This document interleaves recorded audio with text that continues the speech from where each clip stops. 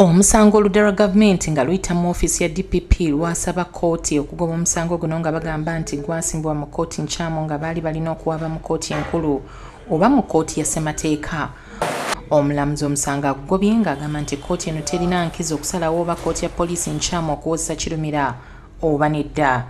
As a competent administrative tribunal for serving police officers, which can detain and confine suspects under section 57 of the Police Act.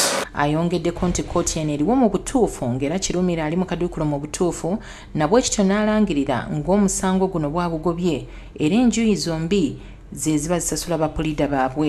And the application dismissed, each party shall bear its own costs. And so on. Most of that Bino byonna bibadde bigenda mu maaso ng'abooluganda lwa Kirumira ne puliida we nga tebaliiwo mu kkooti okuggyako omuwaabi wa gavumenti Jonathan Mugwanya ne bannamawulire. Joseph Innocent Ssenfuma yakusakidde eggulire lino ku Bukedde TV.